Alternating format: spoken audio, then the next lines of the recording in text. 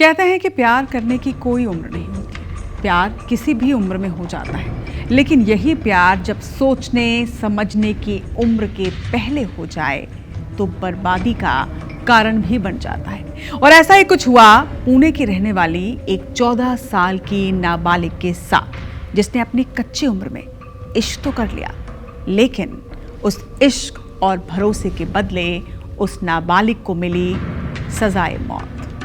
क्या है ये पूरा मामला, रिपोर्ट में देखिए। तारीख 13 मई 2025, जगह नैनपुर रेलवे स्टेशन। नागपुर से शहडोल जाने वाली ट्रेन में नैनपुर स्टेशन पर एक नाबालिग लड़की बेहोशी की हालत में टीटी को मिली थी। उसकी हालत नाजुक थी। जीआरपी पुलिस नाबालिग को लेकर जबलपुर पहुंची और इलाज के लिए उसे अस्पताल में भर्ती कराया गया। इलाज के दौरान लड़की से बयान लिए गए कि आखिर वो इस हाल में कैसे पहुंची। लड़की ने पुलिस को अपनी आप बीती सुनाई और फिर 15 जून को इलाज के दौरान उसकी मौत हो गई। ट्रेन में बेहोशी की हालत में मिली लड़की पुणे की रहने वाली 14 साल की नाबालिग है। उसे अपने ही दूर के एक रिश्तेदार से इस तरह इश्क हुआ कि वो उसके साथ जिंदगी बिताने के सपने संजोने लगी। जिस उम्र में पढ़ना लिखना चाहिए, करियर बनाना चाहिए, उस उम्र में ये लड़की शादी के सपने देखने लगी। इश्क में इस नाबालिग लड़की ने सारी हदें पार कर दी, जिसका खामियाजा उसे अपनी जान देकर भुगतना पड़ा।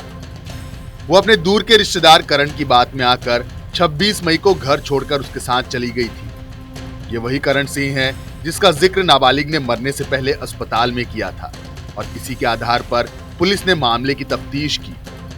26 मई को जब नाबालिग जवान लड़की घर से गायब हुई तो परिजन परेशान थे। नाबालिग के परिजनों ने पुणे के बर्ड गार्डन पुलिस थाने में नाबालिग के अपहरण की रिपोर्ट दर्ज कराई। पुलिस ने जब तलाश की तो करण सिंह राठौर के भी लापता होने की जानकारी मिली। लड़की की खोज में पुणे सहित महाराष्ट्र के कई जिलों में पुलिस नाबालिग की तलाशी में जुट गई। दोनों के मोबाइल बंद होने के कारण नाबालिग का कोई सुराग नहीं मिला। फिर 13 मई को नागपुर से शहडोल जाने वाली ट्रेन में नैनपुर स्टेशन पर नाबालिग बेहोशी की हालत में टीटी को मिली। इलाज के दौरान लिए गए बयानों में नाबालिग ने बताया कि करण सिंह राठौर ने उसे नशे की गोलियां खिलाई थी। जबलपुर पहुंचे नाबालिग के परिजनों ने भी करण सिंह राठौर नाम के अपने एक रिश्तेदार पर नाबालिग को शादी का झांसा देकर घर से ले जाने की बात मीडिया से बताई। वो लड़के ने फोन करके उसको बुलाया, बोला कि हम लोग शादी करेंगे बाहर बहुत दूर जाके, तो घर पे बताना मत किसी को। 26 तारीख को दोपहर में 2:30 बजे यहाँ से गई, किसी को कुछ बताया नहीं। उसके लड़का नगर में रहता हूँ, करण सिंह राठौर।